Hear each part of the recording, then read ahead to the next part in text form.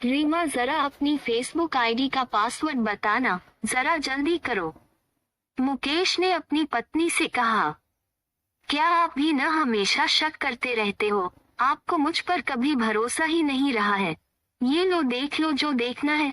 रीमा ने अपना फोन फेंक कर मुकेश को दिया। थैंक यू मेरी जान, तुम न हमेशा से मुझ पर गुस्सा तो करती हो लेकिन मेरा काम आसान कर देती हो। मुकेश ने फोन अपने हाथ में ले लिया। रीमा गुस्से से मुकेश को घूर के देखती रह गई और फिर नाराजगी में चादर ओढ़ी और मुकेश की ओर पीठ घुमा के लेट गई। मुकेश ने अपना इंजीनियर वाला दिमाग लगाया और अपना काम पूरा कर लिया। गुस्से में लेटी पत्नी की ओर देखा और मन ही मन खुश होते हुए सोचने लगा, my darling, you are so beautiful. तुम मेरे कितने काम आ रही हो। Thank you so much. Aryan online आ चुका था, उसने देखा अदिति भी ऑनलाइन है। वाओ ग्रेट, कितना बढ़िया मौका है। Thank God. Aryan, hey babes, how are you? कुछ देर बाद Aditi, oh wow, are you there? Aryan, ये आई आज waiting for you. Aditi, really? Aryan, हाँ पता है, तो हम कल मिल रहे हैं न? अदिति, सॉरी बेबी, मैं यही बताने के लिए ऑनलाइन आई थी। एक्चुअली कल न कुछ पर्सनल इशू की वजह से नहीं आ पा रही हूँ। प्लीज यार बुरा मत मानना। आर्यन, लेकिन बाबू ऐसा क्या हुआ?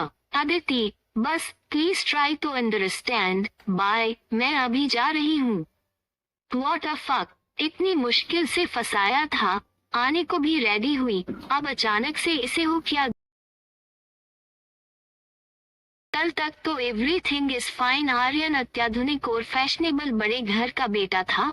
वो मुकेश की बेटी अदिति का ऑनलाइन फेसबुक पर महीने भर पहले ही फ्रेंड बना था और कल स्कूल बंद करा के अदिति को फर्स्ट ब्लाइंड मीट के लिए खास जगह पर बुला रहा था। और इसके अदिति ने हाँ भी कह दिया था, लेकिन अंतिम क्षणों में उसने न कह दिया। इसकी वजह से आर्यन का मूड ऑफ हो गया था, बिकॉज उसने अपने दोस्त विक्की से 10,000 की शर्त जो लगा रखी थी कि कल वो अदिति का अंडरगारमेंट्स में फोटो दिखाएगा, जबकि विक्की का मानना था कि इतनी जल्दी आर्यन ये सब नहीं कर पाएगा। और अब आर्यन कल सुबह होने से पहले ही अपनी शर्त हार चुका था। हालांकि विक्की भी कोई और नहीं, आर्यन का ऑनलाइन फेसबुक फ्रेंड ही था। अब मुकेश भी अपनी पत्नी रीमा के साथ चिपक कर सो गया। सुबह उठा तो देखा उसकी वाइफ अभी भी रात वाली बात से गुस्सा थी। रीमा, आज अभी तक उठी नहीं हो तुम? मुझे ऑफिस जाने के लिए लेट हो रहा है। नाश्ता और लंच भी तो पैक करना है तुम्हें। मुकेश ने प्यार से रीमा से कहा। नहीं करना पैक खाना, जाओ अपनी भरोसेमंद जो भी हो उससे करा लेना पैक। रीमा ने गुस्सा जाहिर किया। अब मुकेश दोबारा से वापस रीमा के पास लेट गया और उसे अपनी बाहों में भरते हुए किस करते हुए बोला, माय डार्लिंग, मैं तुम पर शक नहीं करता। मैंने क्यों लिया था तुम्हारा फोन? तुम्हें जल्दी ही पता चल जाएगा। खुद को थोड़ा सा दूर करते हुए रीमा ने आश्चर्य से मुकेश की ओर देखा और बोली, अच्छा तो आप सुबह सुबह मक्खन भी सही से लगा लेते हो। मुकेश ने एक बार फिर से रीमा को उसके होठों पर किस किया और बोले, नहीं मैं मक्खन नहीं, बस प्यार बढ़िया से करता हूँ, मेरी बात का यकीन करो। ठीक है, देखती हूँ आपकी इस बात में कितना दम है, और अगर आपने प्रूफ नहीं किया तो जो तुम कहोगी करूँगा। रीमा मुस्कुराए और मुकेश के गले लग के किस करने लगी। अदिति अपने कमरे में कुछ सोच विचार के साथ साथ स्कूल जाने के लिए तैयार हो रही थी। वो 11वीं क्लास में पढ़ती थी। आज वो रोज से कुछ ज्यादा अच्छे से तैयार हो रही थी। अदिति बेटा चलो जल्दी, लेट हो रहा है। मुकेश ने आवाज लगाई। हाँ पापा आई। बस 1 मिनट, अदिति ने फाइनल टच अप करते हुए कहा। जब अदिति बाहर आई तो आज उसकी माँ और पापा दोनों उसे देखते ही रह गए। उनके मुंह से अदिति की सुंदरता की तारीफ और आश्चर्य से इतना मेकअप और नई ड्रेस के लिए भी प्रश्न निकल गए। दरअसल पापा आज न स्कूल में एक सर का फेयरवेल है तो पार्टी है, इसलिए आज स्कूल ड्रेस मैंडेटरी नहीं है। अदिति ने एक प्यारा सा सोचा समझा झूठ बोला। मुकेश और रीमा एक दूसरे की ओर देखते ही रह गए। ठीक है चलो मैं तुम्हें ड्रॉप कर देता हूँ, मुझे अपने ऑफिस के लिए भी लेट हो रहा है। मुकेश ने अपना ऑफिस बैग उठाया और गाड़ी निकलने चले गए। अदिति के स्कूल से थोड़ी दूर ड्रॉप करने के बाद मुकेश अपनी ऑफिस की ओर चले गए। अदिति ने देखा कि पापा जा चुके हैं तो उसने जल्दी से अपने बैग से फोन निकला और मैसेज करने को फेसबुक लॉगिन किया।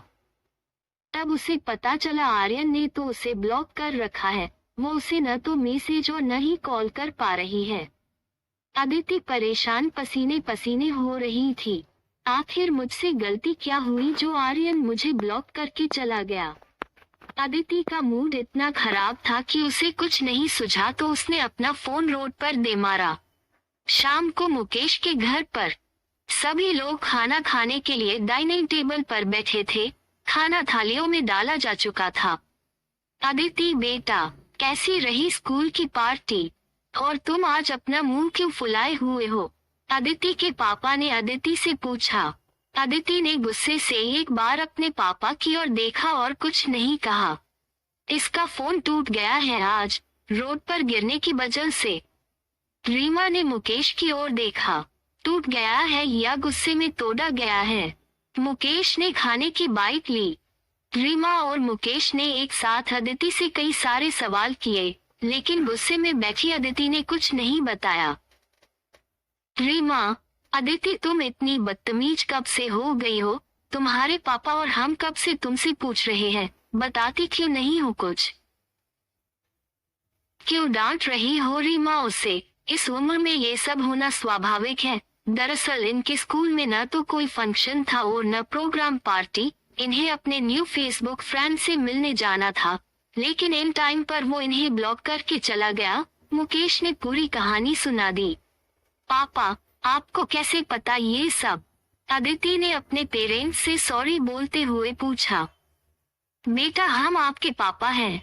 तुम्हारी हर एक अच्छी बुरी आदतों पर ध्यान देते हैं। कुछ दिनों से मैं नोटिस कर रहा था कि तुम न तो पढ़ाई पर ध्यान दे रही थी और न ही हम पर, जिसकी वजह से तुम्हारे लास्ट मंथ के मंथली टेस्ट में मार्क्स बहुत कम आए थे और ये बात तुमने हमसे छुपा ली थी। तो मैंने फिर जानने की कोशिश की आखिर बात क्या है, और पाया कि तुम पर फेसबुक और इंस्टाग्राम का भूत सवार है। बस फिर क्या था, मैं भी बन गया छोटा तुम्हारी उम्र का ही। विक्की? व्हाट पापा? कौन विक्की? मैं किसी विक्की को नहीं जानती, अदिति ने तपाक से कहा। हाँ, लेकिन तुम आर्यन को तो जानती ही हो न?